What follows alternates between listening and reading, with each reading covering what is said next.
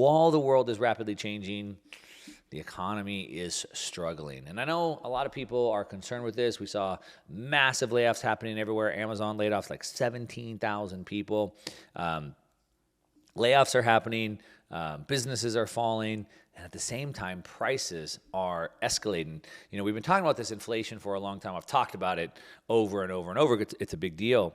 And supposedly, you know, it was transitory, right? Supposedly, they told us that it would be transitory. It'd just be going away. It was just temporary. And now, of course, they're celebrating it, right? We see the Federal Reserve and the government coming out and, all right, we brought prices down. You know, we got them from 9% down to 7% inflation, which doesn't really tell the truth at all. As a matter of fact, we saw this week, big news went around. You might have seen that the cost of eggs has completely skyrocketed. Now, I've heard from a lot of you that in your store, a lot of times you can't even get the eggs. So there's egg shortages happening everywhere. And of course, supply and demand. Prices aren't hard to figure out. All you got to do is look at supply and demand. So if there's not enough eggs to meet the demand for the eggs, what happens? Prices go up, shortages happen, things like that. And that's exactly what happens. We've seen that it's really taken a dent into household budgets. I posted on my Instagram account a chart of the eggs. I mean, it looks like this hockey stick going straight up. And it was like, if you'd invested in eggs 2 years ago, you'd be a millionaire, something like that. Of course, you'd have a bunch of rotten eggs as well. But it's just interesting to show you how fast that's gone up. And we saw that just in December alone, the price of eggs went up 60%. 60% from the year earlier, which is a pretty big deal. So everyone's, praising themselves for getting inflation down, but yet here eggs are going through the roof. And like I said, in some states, it's hard to even find them. The problem with this inflation is that it steals your wealth. It steals your life. It steals your purchasing power. So you used to be able to buy a dozen eggs for whatever, half an hour of work. And now it takes, let's say, 1 hour of work. Obviously, it's not that much. I think it's $4 or eggs was $4.25 last month. So $4.25. I don't buy eggs. My wife goes to the store. So I'm not tuned into the price of eggs, but about $4 for eggs. So let's say that it took you 25% of an hour to buy eggs, and now it takes you 50% of an hour. Either way, you have to work more. You have to give up more of your lifetime, your life energy to buy those same eggs. So by inflation going up, they've stole your life. But even worse than that. So it says here that some store owners in New York, a grocery store owner, Jose Philippe, said that he's seen customers change their spending habits. He says here, quote, "I've seen customers gravitate from buying organic eggs now to more conventional eggs or non-organic." So basically what people are doing is now they're not buying as many eggs and they're eating something else in its place. Non-organic eggs, maybe they're going back to their carb load and sugar load in the morning or whatever it is. But so not only does it steal your life where you have to work more hours just to get the same thing, it's stealing the quality of your life.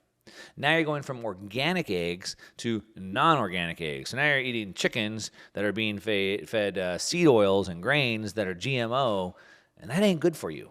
My good friend, Dr. Joe McCullough, one of the leading, doctors in the world on holistic or functional medicine, he says one of the number one problems, one of the number one things you can do for your health is to cut out seed oils. And he said chicken is really bad because they eat all of this seed oil. And so you want organic chicken. You want organic eggs. But nope, you're just going to go buy the cheap eggs. Or you're going to substitute, like I said, with carb overload, sugar overload in the morning, and think about what that does to your health. So not only does it steal your life, your time, it steals your quality of life and your health. And, while they're praising that inflation is going down, I've been very vocal on my main YouTube channel. Just search Mark Moss on YouTube. I make a bunch of videos, a couple of videos a week. And I've been very vocal talking about how I believe that inflation could be still some of the lowest we'll see for the rest of the decade. So while inflation is down a little bit for now, I don't believe it's peaked for the decade. So I still think it's going to go higher. And as a matter of fact, I saw this article said 7 reasons that high inflation isn't likely to go away anytime soon. And of course, what's high inflation to you, right? What's high inflation? 5% is high inflation. It's supposed to be 2%, which is high. It should be 0. The government wants it to be 2. So at 5%, it's still more than 100%, 150% over what their goal is. I would consider that high. And of course, they've constantly changed the way they measure inflation. In this article, it says that more than two-thirds of the economists at big financial institutions surveyed by the Wall Street Journal say that inflation is likely to remain high. And then if you go back and you measure inflation the exact same way, the exact same measurement they did in 1980, it actually would put inflation at 15.23% instead of what the government claimed as 7.1%. So they constantly change it. So let's just go back to the way they measured it then, because they're supposedly measuring it, right? It's the highest it's been in 40 years. Well, but they keep changing it. So if we just go back and measure it the way they did 40 years ago, or not even 40 years ago, just in the 80s, well, yeah, 40 years ago. If we go back and measure it that way, man, I'm old. I didn't realize how long that was. But if we go back and measure it that way, we're not just the highest we've ever been, we're way higher. It wasn't 7%, it was 15%. Now, of course, I've mentioned all the time Milton Friedman. He says that inflation is always and everywhere a monetary phenomenon, meaning that inflation is always caused by government overspending. Now, if we look at it from that perspective, it's always caused by government overspending. Well, then we just have to look at the government spending. Is the government spending going to go down, or are they going to go up? Did they just pass a $1.7 trillion omnibus bill? Did they just have this debt ceiling limit increase where they said, let's not even have a ceiling anymore, let's just have unlimited debt? So do you think that spending goes down? Because that's what's driving inflation. And in 2021, Politico profiled a former U.S. Federal Reserve member and noted that between 2008 and 2014, the Federal Reserve printed more than $3.5 trillion in new bills.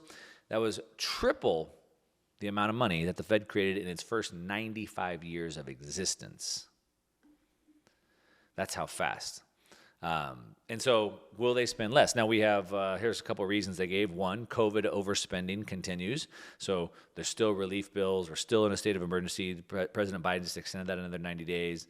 Number two, Democrats and Republicans recently went on even more inflationary spending binges. So these infrastructure bills, the CHIP bill, and now, of course, this big omnibus bill. Number three, Build Back Better, bankrupt, shoveled yet more out of the door for years to come. So we spent all this money on these jobs that were supposed to be ready and bring money back in the economy. That's not there. Number four, federal officials are destroying people's trust. I'm not sure what that has to do with inflation. And number five, why it will continue is because the U.S. government is bankrupt. And they need to continue printing money. We have $31 trillion of debt. We're running a $2 trillion deficit. Now with the omnibus bill, it's an extra $1 trillion of deficit. And so they have to continue to print money, and they use inflation to hide that they're bankrupt. So we'll continue to see inflation that way.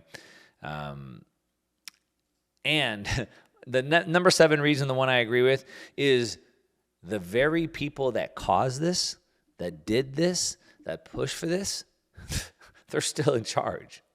We haven't done anything to change that. And so what makes you think that they're going to spend less money? Republican or Democrat? Trump spent more money than any president before him. Biden's spending more money than Trump. Every single president, it's not Republican or Democrat. They're all going to spend more money, and they're still in charge.